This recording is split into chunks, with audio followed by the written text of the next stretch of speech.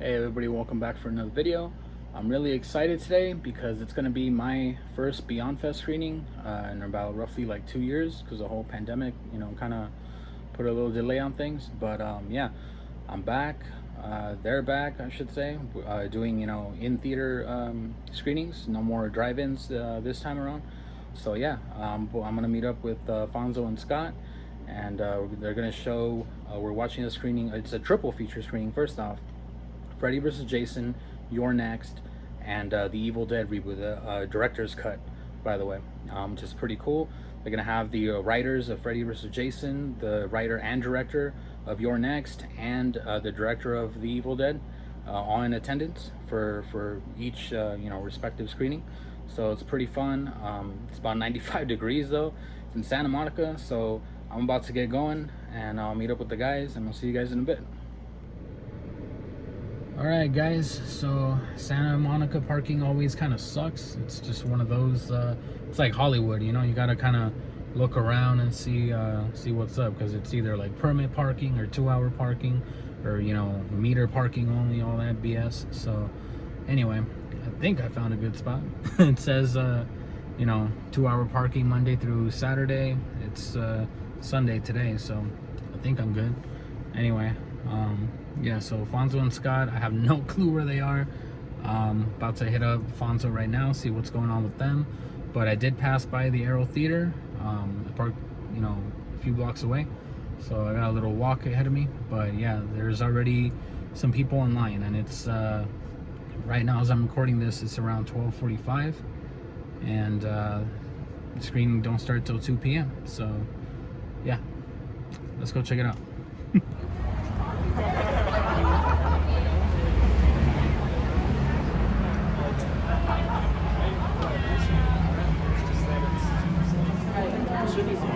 Can I get the question?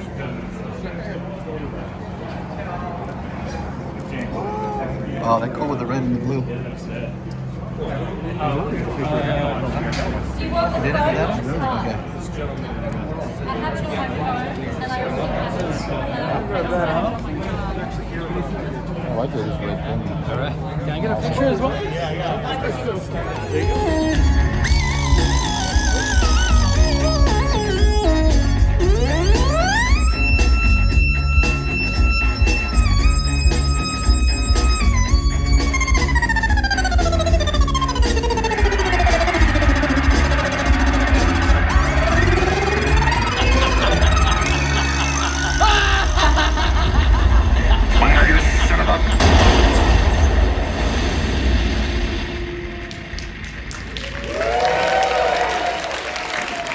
Good afternoon and welcome to BeyondFest 2021! You're in for a triple threat horror triple bill. That's terrible. With the help of our friends at Bloody Disgusting, we've programmed a day of horror films that we want to celebrate and to celebrate Bloody Disgusting's anniversary. So a round of applause for them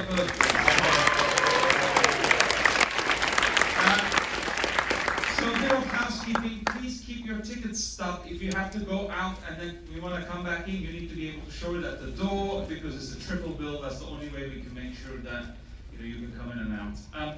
Also, I know you're on day 4 and everything, but let's remember the rules. No talking or texting during the film. I'm hearing some people aren't. Shame on you, and it's not good. And also, if you're not eating or drinking, masks on at all times. Got it?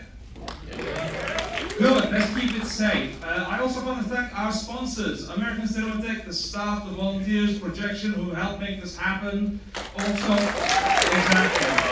The Legion Theatre, which has been an enormous partner to us. Also, IFC Midnight, Movie and Shudder. Thanks to them, we have 31 free screenings at the Lost Field. Is 3 every day. Today we have Tokyo Nagasaki and a double bill of rep titles, Dr. Caligari and Tombs of the Blind Dead. Season free stuff. It's hard to get all these films. It's even harder to be able to make theater free. So, enjoy them so that we can see that you actually can. And finally, we also have Final Draft, who are sponsoring our shorts program. And last but not least, Rob and Fortin, who have been amazing in giving us t-shirts. So I have some t-shirts here. Every year we make a t-shirt, and we tried to do something that's special in this year. Our last screening before the festival was a little film called, you might have heard of it, Malignant. And if you see that film, you know there's a scene in prison where Zoe Bell says, "What the fuck?" So we took that and we changed the subtitle to "What the fuck Beyond."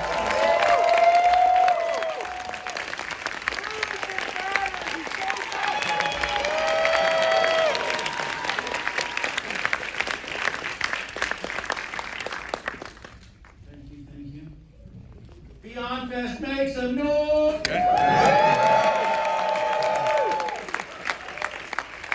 Are you ready?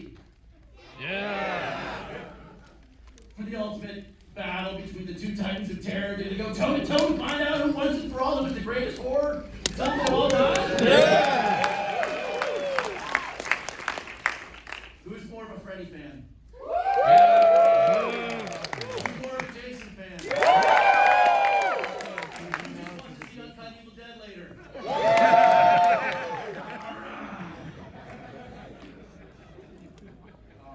Anything else? Here it comes, Ronnie Yu, Shannon and Swift. Well, Ronnie's New here. line, we present BeyondFest. Some mayhem here, fellas. Yeah. By the way, he said no talking, but feel free to cheer. Yeah. And when someone does something stupid, you can call that out because we have lots of that too. Very, very interactive. Yeah. Yeah, seriously, enjoy everyone. We're thrilled to be here and we're thrilled to see all you guys here. Thank you guys so much. We spent like $6 million, hired dozens of writers to try and nail this, and eventually it landed in your guys' laps. And I'm really curious how you entered the conversation and what that experience was like.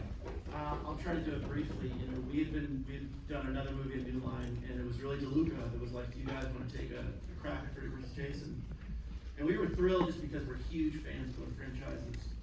I was scared, I will say. I was terrified. And then, you know, we pitched our take, and he loved it. And then the crazy thing was, he got fired a month later. So Damien and I were honestly the only people at New Line that were interested in making the movie. We just kept fighting for it and reminding them, and honestly begging them. Like, we just kept trying to convince them that it was a good idea to make this movie. They were definitely not sure, and we composed this like 12-page fucking thing about why they should make this movie, and they then went and tested the idea, the concept at malls across America. And then they came back and said that it should be PG-13, because, you know, and we were like, look, we were writing emails to the head of marketing, and we were like, look, you can't make this thing PG-13. It has to be R-rated, it has to be gory, it has to be completely. And people have to keep explaining the plot over and over and over again. That makes sense. That's definitely the one thing that we would definitely change. It's just, oh my God, the characters just keep explaining the news over and over again. How much was that in the script though, and how much was that in the director's cut, right? Yeah. It changed a lot. Even The dialogue is what's changed the most. the opening itself, where Freddy has his own introduction of what the fuck this thing's gonna be, we didn't put that in there. Well, I think we had that, but it was a lot less talking. Yeah. But anyway, but look, the movie is what is intended in the sense that we always wanted it to feel like a ride. We always wanted to have elements of horror and comedy and action. I mean, it was a beast, but I think, you know, I kind of like it. You know, it's taken me a while, but yeah. I enjoy it in a different way. Now I have a little perspective, so I can step out of my body and I can see, like, wow, this was, yeah, it was our screenplay, but our screenplay was changed a lot, and then Ronnie came in with his own perspective, and then, you know, actors come in, the studio, and it turns into its own thing. It's its own thing, and I can really enjoy it from that perspective, because there is no movie like that crazy thing out there. You know, it's nuts, and I can appreciate it from that. I mean, people are still showing up and laughing and enjoying it, so that means a lot. Definitely. Well, is there anything that you wanted to make sure you didn't do while making this battle? Oh, absolutely. You know, especially when we were coming in and, you know, when we were having conversations with the studio, I mean, we didn't want their mythologies changed. We wanted the other movies to all count, because the stuff that they had tried before was, well, maybe Freddy was Jason's counselor at the camp. And he did something to his mom, and we're like, oh my God, you can't change the other movies. You know, so that was the big thing. We were like, we had a bunch of rules that we couldn't break. You know, well, what if Jason talks here? We're like, oh God, he can't talk. You know what I mean? It was we were just the arbiters of we felt both franchises, and we just relentlessly fought until we no more control. Speaking of arbiters, the arbitration of our screenplay, we read all the other screenplays. You know, it was like a pile like this, and some of them, you know, Jason was literally driving a fucking Camaro. One scene, he was in court. Another scene, they were boxing in a boxing ring. Freddy was shot from a satellite or outer space. I mean, it was that shit nuts. That's insane. And we said, no, let's keep it, you know, a little more sane, I guess. Were there any ideas or concepts that you guys came up with that you really loved that didn't make it into the film?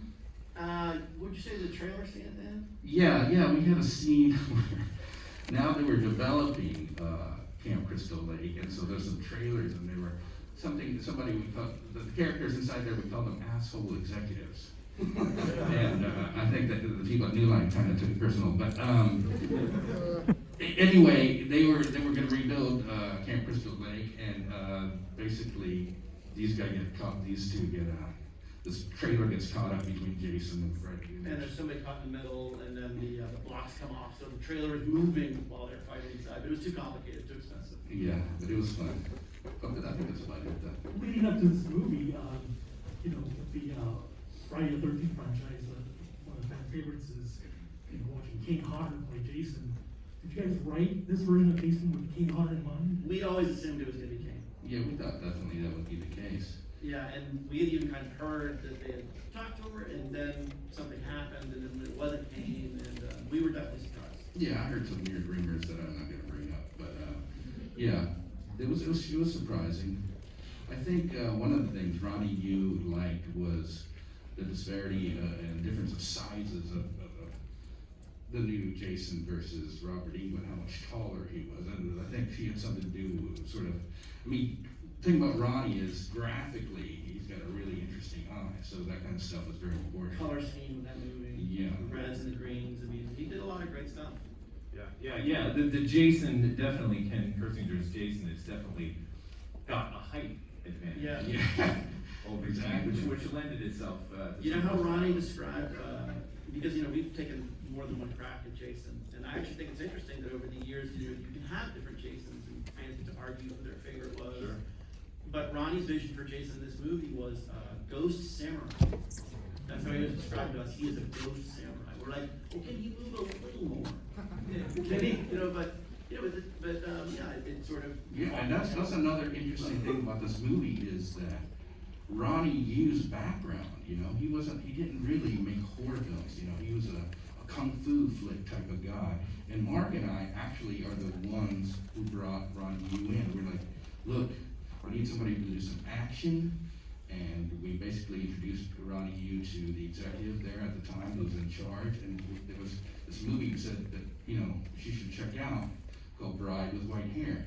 And it has a lot of horror elements, and it has a lot of cool, it's beautiful to look at, and it has a lot of violence and blood, and we thought, yeah, this would be. Yeah, we fought for Ronnie. Yeah. There's one particular scene I know it's my favorite as far as just the mechanics of pulling it off is when Jason's in that cornfield. Yeah. And he's covered in fire, and he's still actively slaughtering everybody at this party. Is there a scene for you that you wrote that really impressed you on how accurate they pulled it off? I love that shot that he did because it really was like very much described. We can see a trail of fire, you know, in the corn, and the fact that all those guys put so much work into it just to get like even that moment. Yeah, that was probably the closest. I mean, we did describe, much to many directors that ran to describe a lot of shots, but that one we described the overhead shot, and you see the trail that Jason was flying. But yeah, that was a thrill. You know? The other thing I would say is, you know, we basically read through the entire script with Ronnie, and Dave and I are acting in house. You know, we tried to sell on stuff that he didn't necessarily like, and I could see that he was hedging a little bit on the bed kill. And We love the bed kill. We knew the fans would love it. So I remember I literally got on the ground and Damien was demonstrating how it worked. And I think he just saw our passion and excitement. I was like, okay, we'll give him the bed kill. Ronnie was lovely to us. He was a really great guy. Yeah. It was really fun collaborating with him. I think one of the really interesting things you also did with these characters is the little bit of the emotional journey of Freddy being the victimizer and Jason coming to his evil through being a victim. Yeah. And playing with that dynamic.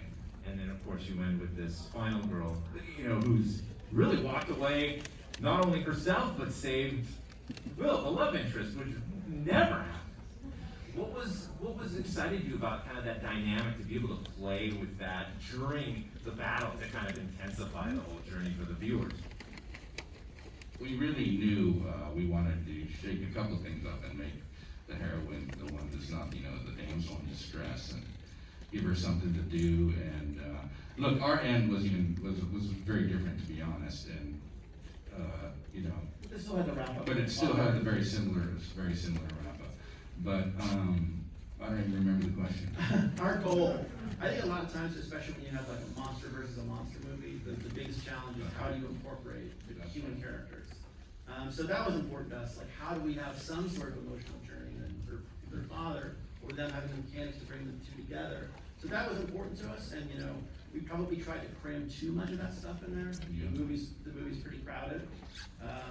Father backstory, and Will thought he saw this and all that. Yeah, you definitely don't need that. But we were trying. We were trying to do exactly what you said. Was there ever a version that we have Freddy clearly winning and just Jason being killed, or vice versa? The end, I'm sure a lot of you guys know this, went through many iterations. Our goal was always that the end would be a Rorschach test for fans, if possible. Jason fans would think Jason won, Freddy fans would think Freddy won. And I think that's fairly close, even though that was obviously Bob Shea's idea. I'm sure you guys probably know that. Yeah, Jason coming out of the water holding Freddy set was actually come up with by Bob Shea, the head of the studio at the time. Which I like it. I think I it's like fun. it too. It is really cool. What was your vision for the original ending, Chris? Oh, our one was, of course, they couldn't do, because they both, Freddy and Jason end up in hell, right? And they're in the darkness and the fire, and suddenly they see each other and they go at each other again. Then the chains start flying out and pulling them apart, and Hellraiser comes in between. We love that. We love that shit. But And Pittman says, "Now, gentlemen, what seems to be the problem?" actually done.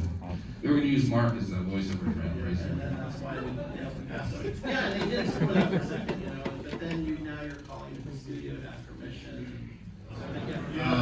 This is really exciting for us. I haven't actually watched your next it's been quite some time. Definitely haven't seen it in the big screen for about 6 years or so. And I think the last time I saw it was also the only other time I saw it on 35, and this will be, another 35 millimeter screening, which I think there's only like 7 prints or something. Yeah, to comment on that, the last time we saw this actually on 35, it was missing some key frames at the end.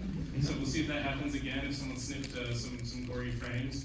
Yeah, I don't think we can emphasize enough that when we were making this movie in Columbia, Missouri, we would have been grateful if even like one person saw it, at all. We were very concerned kind of about that. The fact that we're here 10 years later, and I was here last night, sitting right where you are, for New York Ninja. It's so the fact that you all came out, 10 years later to see this on 35 with us. And we'll be back. We have cast and our producers here, some key cast. We'll be talking about the film more after Thank you.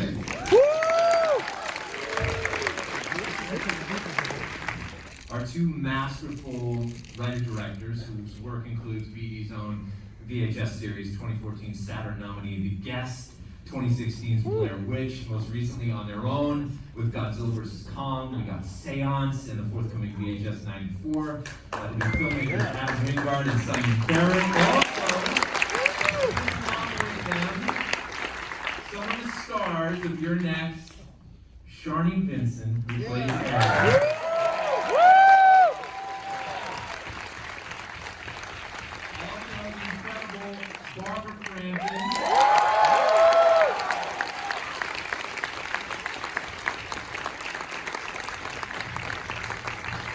and the producers Keith and Jess Calder.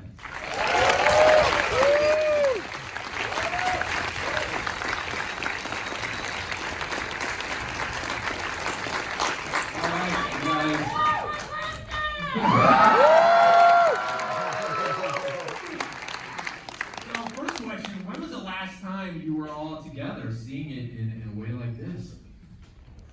Boy, I don't even remember that far back.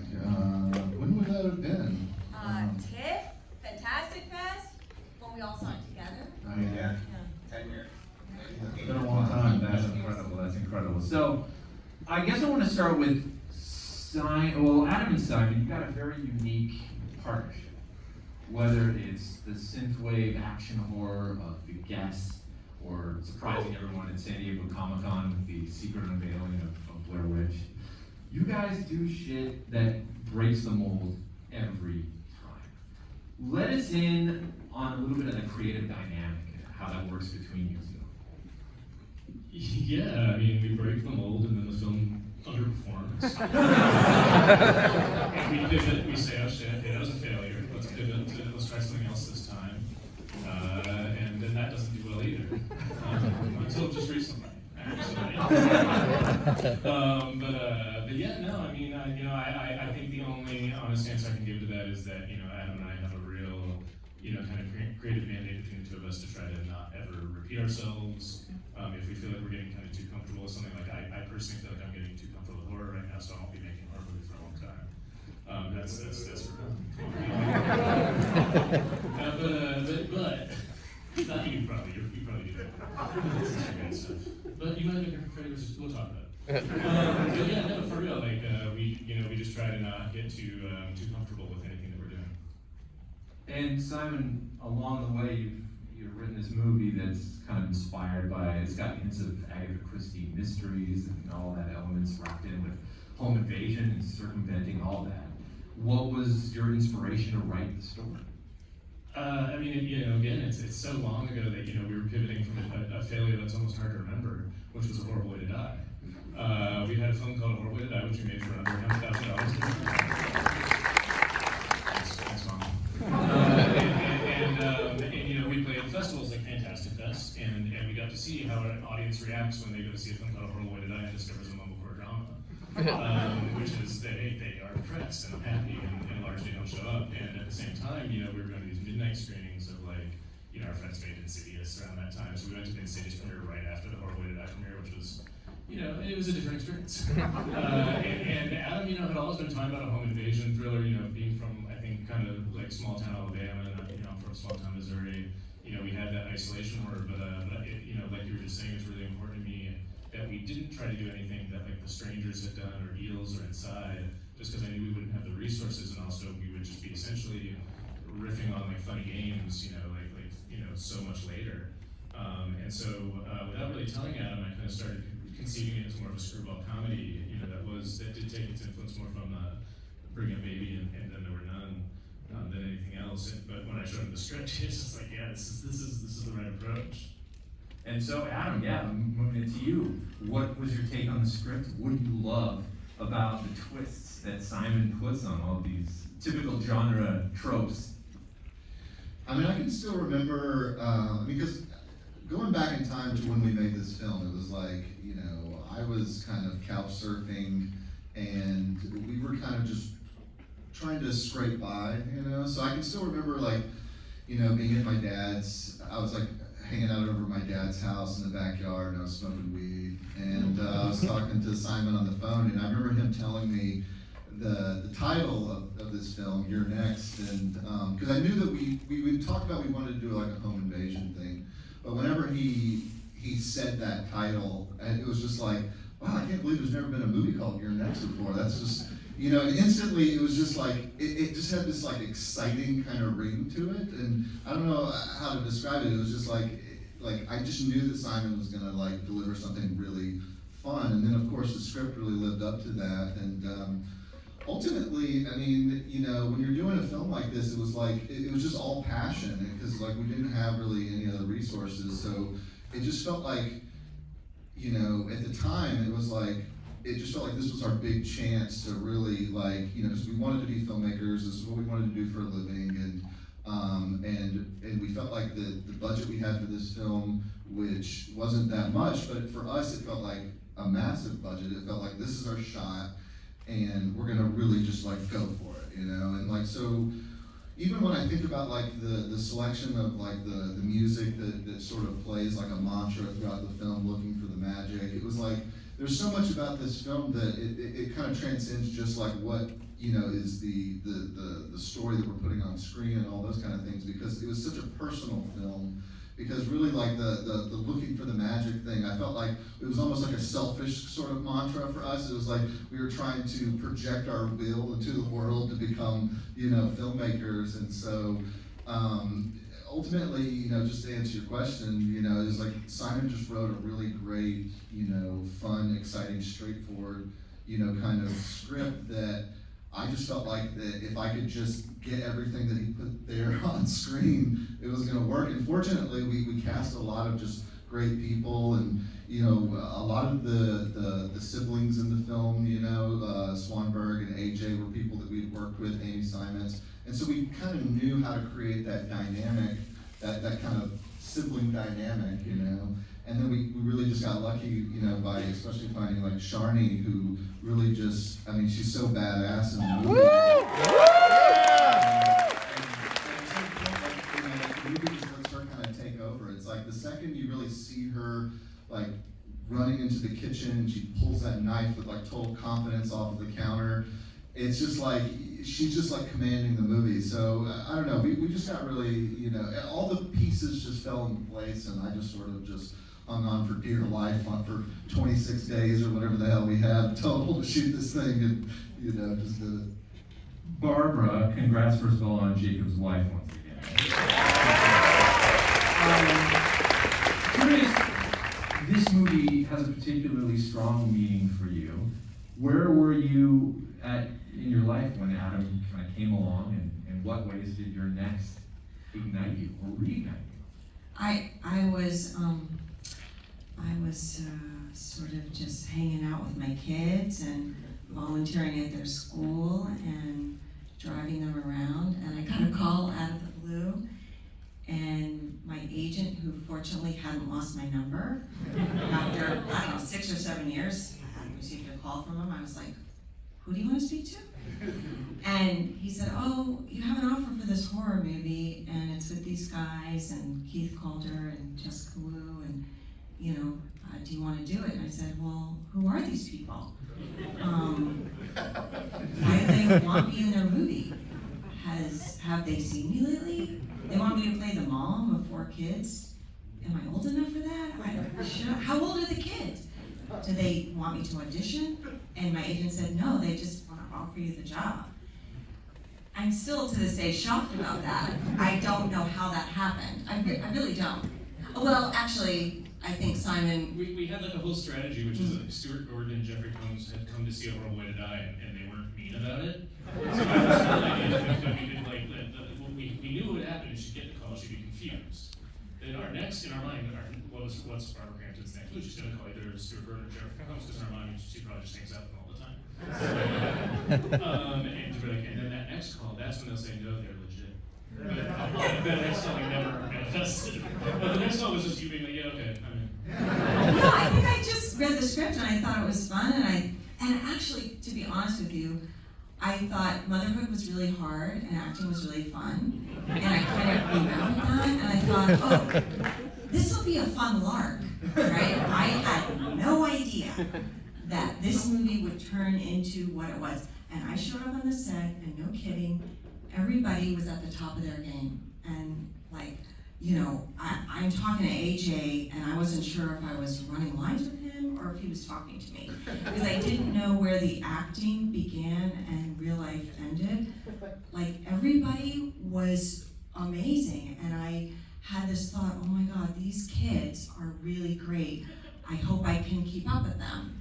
And really, I mean, I've said this before, I feel like these guys gave me another chance in another chapter of my career, and to come back with this movie, and I felt like it was a gift, and I'm so honored to really have been in such a spectacular film.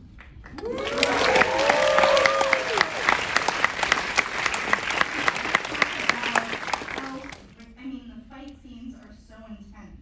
What was it like to have choreographed that and to work in that space?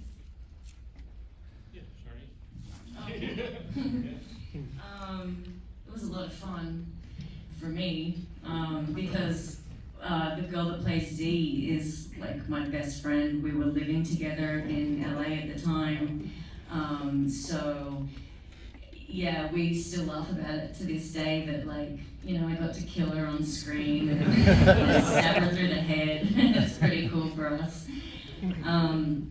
And Clayton Barber was our choreographer for that, our stunt coordinator, and he's amazing. So he took me for a couple of weeks and put me through the course of learning how to bat and twirl. I kept saying I need to twirl this fire poker in the movie because I'd been taught how to twirl a baton, and we never actually used it, which I'm totally bummed about. Where does that fire poker go? It just disappears. It just disappears. She grabs it, it seems like she's going to use it, and then it's gone. Yeah. He was so much fun to work with. For me, any kind of movie that involves action and physicality is a dream, and so I'm always hanging out with the stunt department. So it was just a lot of fun to get to work intimately, especially in the last scene where it's a very intricate choreographed three-way fight scene in a very enclosed space with a lot of different. Just the way he coordinated was really genius. It was very real, and it never felt like, now you turn and kick the door, and then you turn and grab the pot, and then you throw the water, and then he slips. It wasn't just in steps, it just really flowed very naturally, and it was just a real honor to be able to do action within a movie that's also a horror, that's also a comedy, it's just everything. But you did an incredible job. Yes. Thank you. Round of applause for Boo Crew, who've been doing an amazing job.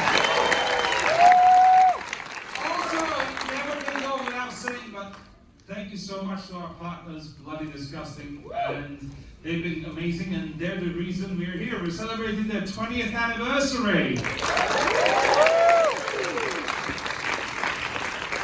Nicole, what do you got for us? We got sponsors to thank. We got the American Cinema Tech. Projection is stuff in that booth. We also in the Legion Theater. Everyone will say. Come on, guys. We got IHG Midnight, Movie and Shelter, without whom we wouldn't have the 31 free films we're showing.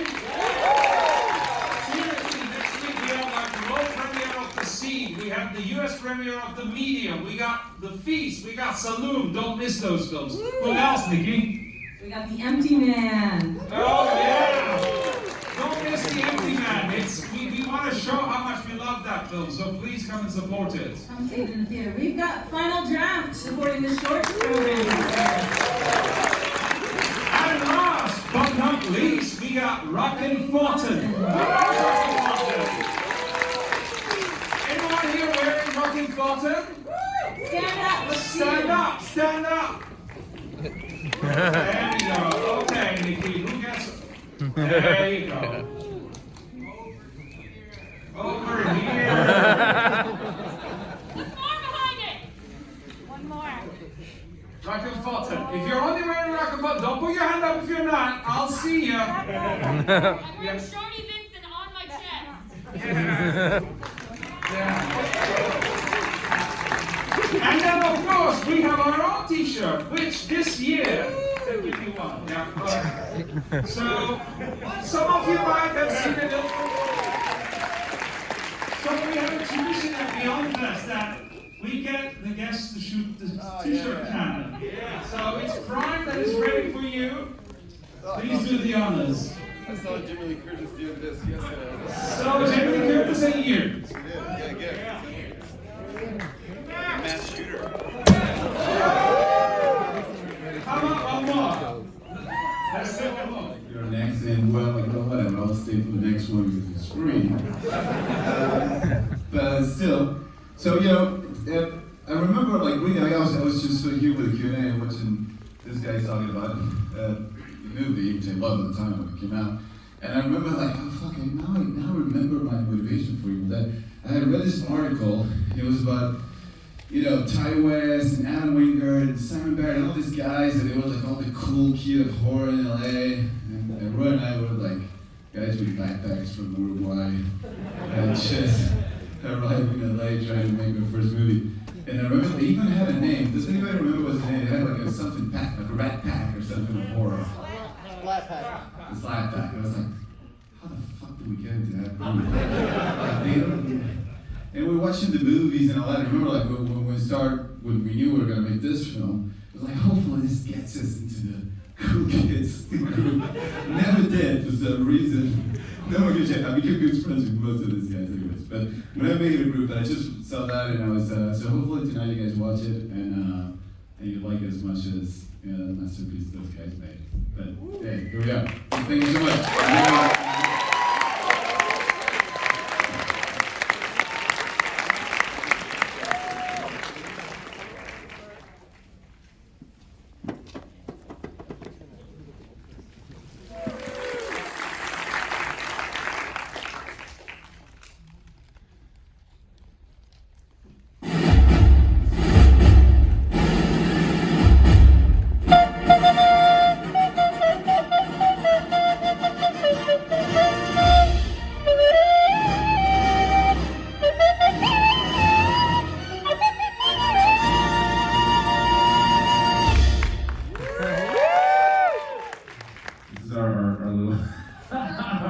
Our food crew tradition.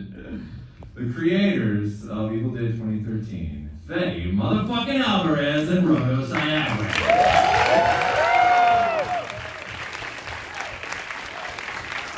Keep it going, yeah! Masters. Nice to meet in person at long last. In person? No! Welcome back, Maestro.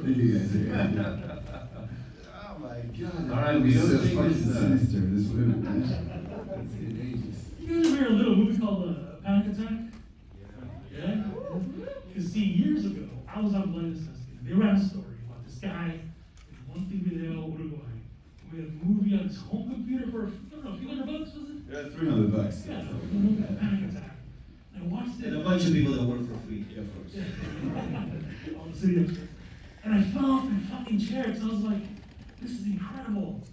How can somebody do this with their whole computer with just the minimal, effects and all that? Anyways, a couple weeks later, maybe a month, another story runs about Sam Raimi backing up the Brinks truck and saying, hey, this guy's gonna make horror movies for us.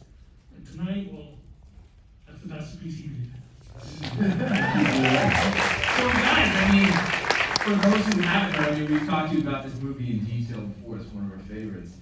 But for those who haven't heard, can you briefly go over the story of how Panic Attack led to working on this and getting the keys to the most prestigious horror franchise possibly in history? You know what? Recently, actually, find out how the whole Panic Attack Hollywood thing happened. This is true story. Didn't know that. Because for us, it was like we finished the short, we didn't think much about it, we put it on YouTube, and we got to dump it on YouTube. We could have sent to festivals. We thought it was good enough, and we just put it on YouTube. And then kind of the next morning, woke up and had like a shitload of views, and we had 150 emails from Hollywood, like literally. I was like, what is going on? Actually, before I saw the emails, I picked up the phone, and there's this guy from Warner Brothers, claims to be. And he says he's from Warner Brothers, and yada. And I was like literally like in the bathroom taking a pee, like, because I was convinced it was one of my many friends that thought like, oh, Freddy wants to put the short online and be called by Hollywood. So it was sure like I had to put it the day before. I was like, who is this motherfucker? And he was talking with and he had a little bit of a Latin accent, so was like, yeah. And he was like, yeah, we're from Warner Brothers. I never heard of you guys. I said, and it's like, yeah, we're a company, we make 5 movies a year. 5 movies a year? That's all you do? Okay. And I kept peeing, and then I went to my computer, and the guy was talking, I was like, yeah. And then I saw the email, and I was like, holy shit. I was getting through the email and realized it was true. I had to apologize to back up. But the story of how it became viral, I mean, I knew, all I thought was I put it on YouTube and it had like millions of views kind of right away. And someone from an agency flew me over and through all that's on that first week, just on my own really, and I was gonna have a lot of meetings and I bumped into Nathan Kahim's producer on this movie. He had made Drag Me to Hell with Sam Raimi. So he connected us, and that's how we started. But I never knew. I knew recently. It was because Kanye West had a blog back then that was very influential, apparently, and he had posted, of all people. And recently, I went to this quest, and I ended up finding that it's true that most of the traffic came from his website.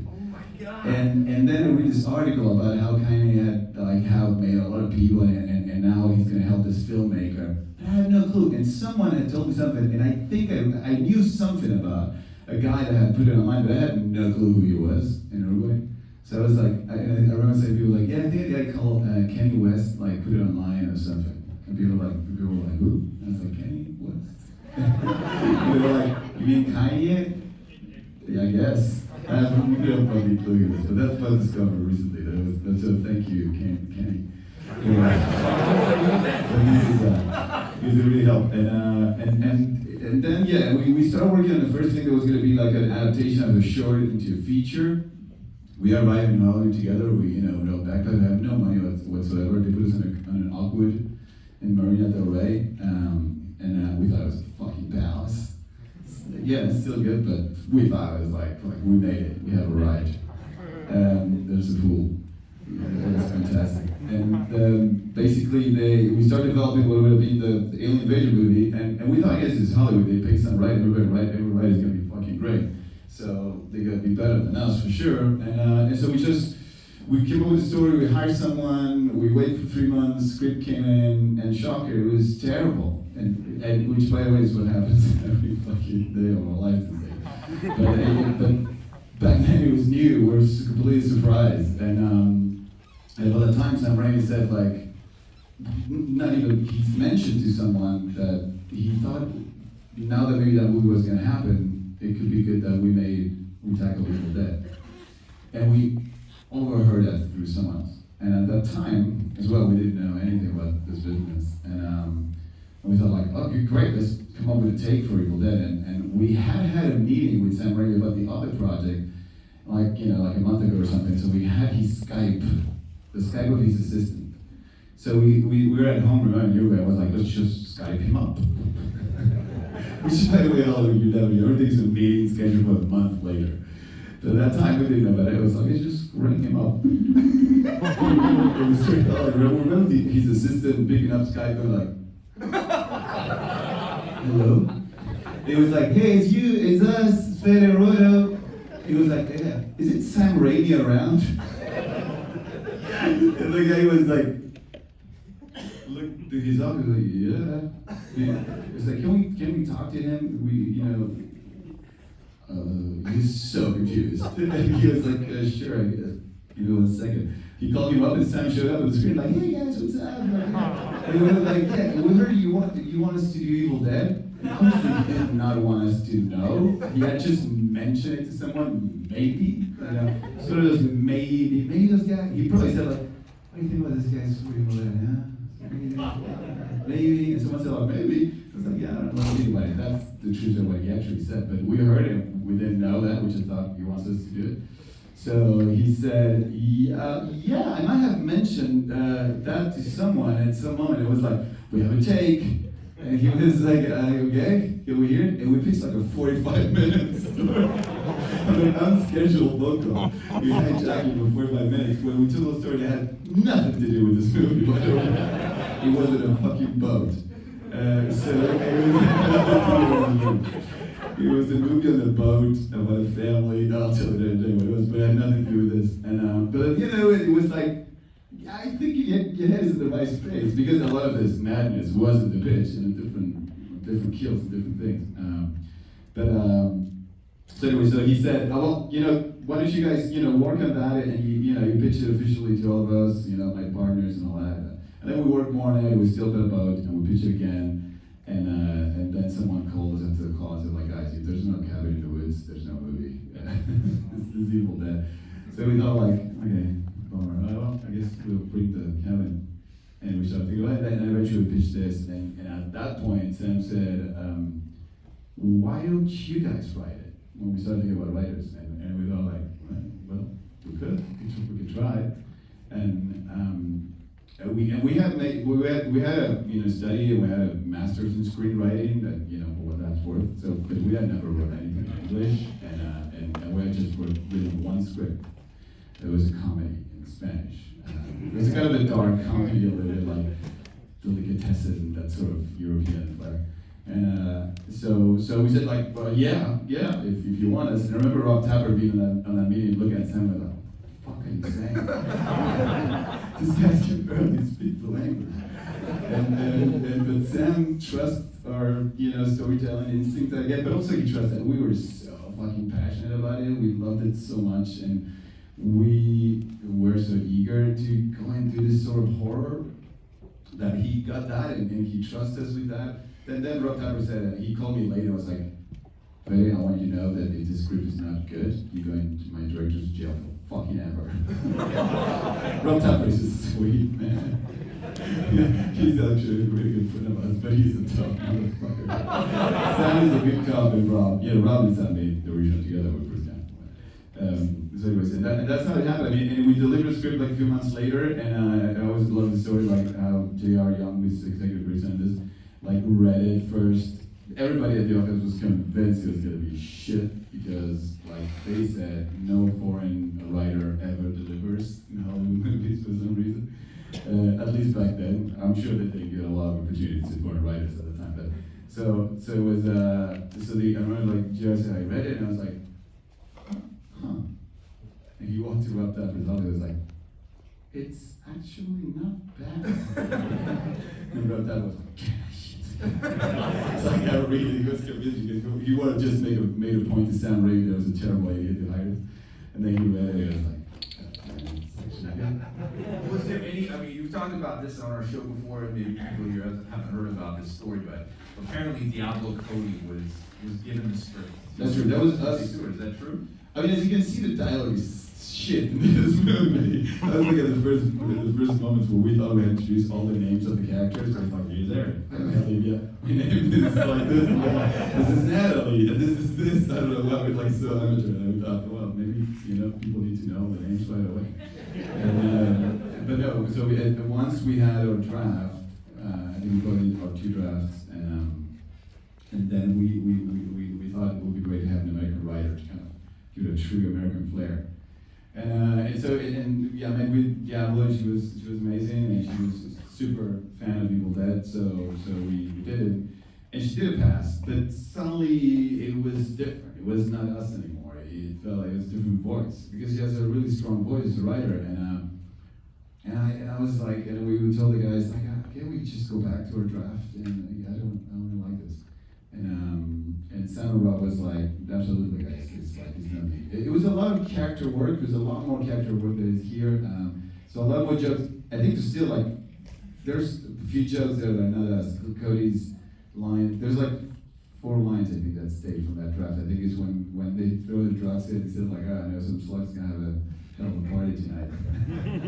That's what it is. And then I think something about the slumber party's not over. We're gonna play fuck, marry, kill like that. John, say hello to everybody. Did you get all your stuff ready, John? Oh yeah. Are you sure all of it? Pretty much everything. John has the most. All right, guys. It is the next morning after the screening as I'm recording this because it was a long night. Screenings, the triple feature took way longer than I thought it was because everybody was just, the Q&As and then the guests signing autographs and stuff like that, taking pictures. They were super cool about it. I think the staff was actually getting like a little pissed about it because they weren't like keeping things on schedule or whatever, but it's all good. Anyway, now I'm gonna show you guys some of the autographs I picked up. Hey Fonzo, really quick, what do you call it in football again when a player drops the ball? Oh yeah, fumble, yeah. Damn, look at this shirt. Alright guys, first up for the stuff I got at BeyondFest, or I should say stuff I caught at BeyondFest. So funny story about this shirt, it's the one you guys just saw me throwing right now.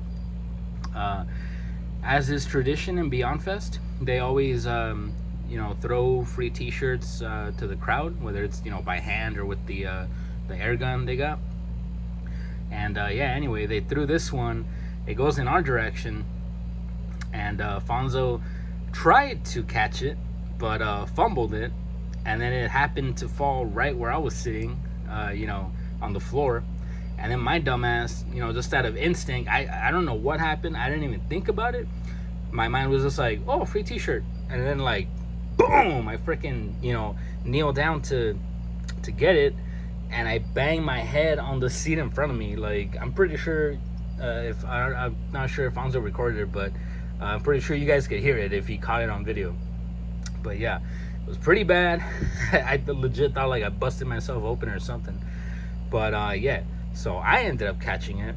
And yeah, Fonzo's kind of salty about it. Claims I stole the shirt from him. But in football, when they fumble the ball, it's fair game, as far as I can recall anyway. But since I'm nice, I'm gonna let Fonzo have the shirt. AKA, it's a double XL, so it won't fit me anyway. But I'm just clowning. Yeah, Fonzo took a jab at me in my video, so it's all good. we just mess around with each other. But yeah, there you guys go. And if you guys can't tell, it's from Malignant, from James Wan, who of course did Insidious and Saw, as you guys already know. But yeah, so Fonzo, this shirt's gonna be waiting for you. Hey Fonzo, you don't fucked up, right? You don't fucked up with that fumble. Alright guys, first up for the autographs I picked up at this triple feature screening for BeyondFest is I got my Freddy vs. Jason DVD signed by Damian Shannon and Mark Swift, the writers of course, and they also wrote the Friday the 13th, the 2009 version. So yeah, got this signed by them. It's a piece of pop culture history, two freaking horror icons meeting face to face, so I figured I'd have them sign it. And next up, as you guys saw as well, the cast and crew of Your Next, as well as the director, writer, were on hand, for Q&A after the film.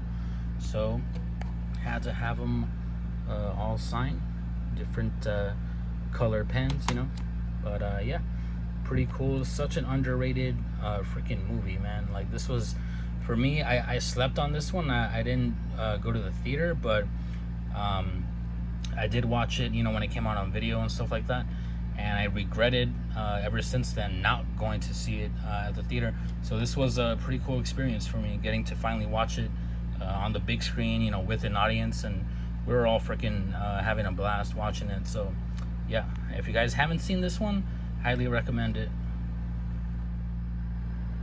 And last but definitely not least for the autographs, as you guys know, the writers and director of The Evil Dead were there on hand, Mr. Fede Alvarez and Rodo Aeges. So I had them both sign this one. They both collaborated. They wrote the screenplays for both, and Mr. Alvarez directed both. So I thought that was pretty cool. Super chill Q&A. They were fun to just listen to, all their stories and stuff, and super nice. They signed like for all the fans, took as many pictures, for everybody, and they really took their time to meet the fans afterwards. So thought that was pretty cool. So yeah, Now I got both my DVDs, you know, DVD inserts signed by both. And with that, that's gonna wrap up this video, guys. I hope you enjoyed all the Q&As I got on video for you guys. And yeah, thank you guys for watching as always, and I'll see you guys for the next video.